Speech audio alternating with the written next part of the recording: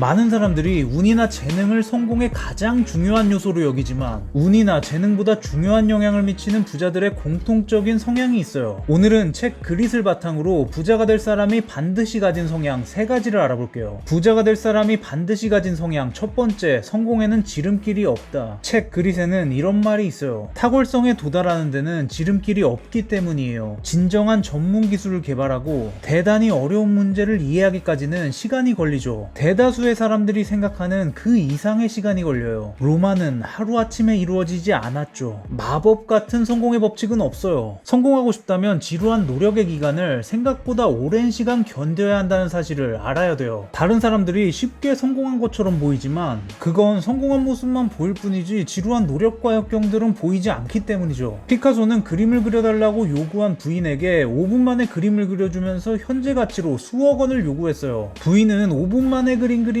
너무 비싸다고 따졌지만 피카소는 이 그림에는 50년간의 노력의 가치가 담겨있다고 말했죠. 성공한 사람들의 탁월함 뒤에는 상상 이상의 노력이 있어요. 피카소가 50년간 피나는 노력의 결과로 얻은 깨달음을 5분 만에 그림으로 옮긴 거지만 사람들 눈에는 피카소가 그림을 그린 시간 5분의 노력밖에 보이지 않는 거죠. 저 사람은 되는데 나는 왜 안 될까 의아하다면 저 사람이 내 예상보다 훨씬 더 많은 노력을 했다는 뜻이에요. 안 되면 더 많이 될 때까지 하겠다는 마음을 가질 필요가 있어요. 책 그릿에는 이런 말이 있어요. 많은 이들이 시작했던 일을 너무 빨리 너무 자주 그만두는 듯하다. 어느 날 하루 기울이는 노력보다는 다음날 그 다음날도 눈을 뜨면 런닝머신 위에 올라갈 각오가 되어 있는 것이 더 중요하다. 이렇게 한다고 뭐가 달라지겠나 하는 생각이 들거나 아무도 내 노력을 인정해주지 않을 때도 흔들림 없이 내 할 일을 해내는 사람이 결국에는 성공합니다. 부자가 될 사람이 반드시 가진 성향 두 번째, 지루한 기간을 견뎌낸다. 책 그릿에는 이런 말이 있어요. 연습은 재미있었어요? 거짓말하지 않겠습니다. 즐거운 마음으로 연습장에 간 적도 없고 연습하는 동안에도 정말로 즐겁지 않았어요. 그런데 왜 그만두지 않았나요? 이유는 아주 간단합니다.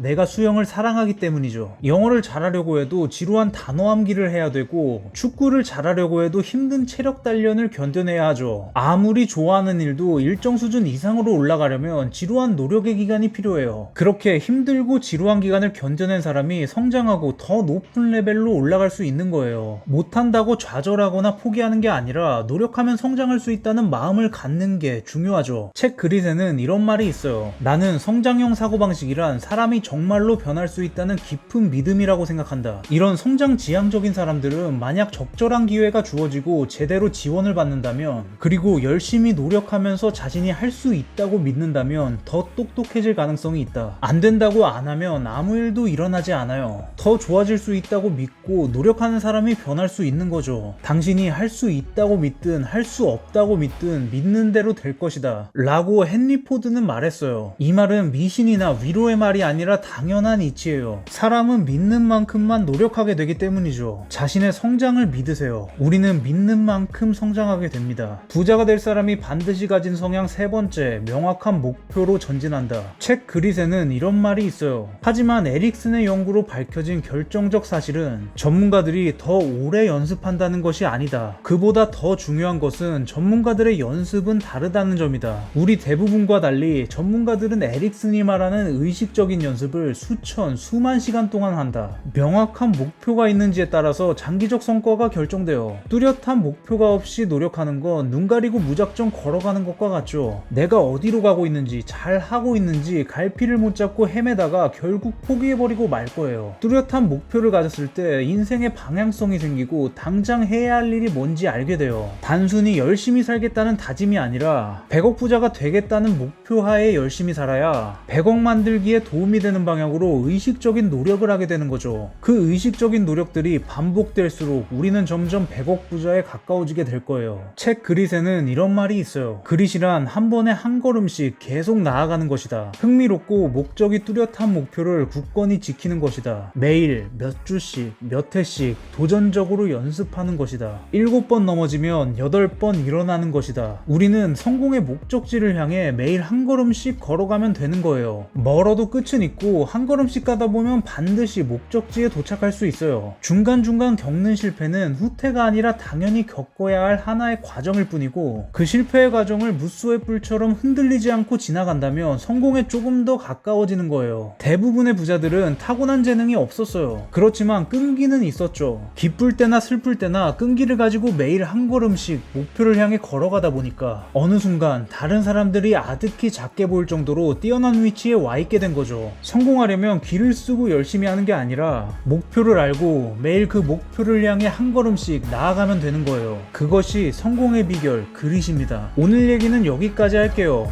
모두 100억 법시다.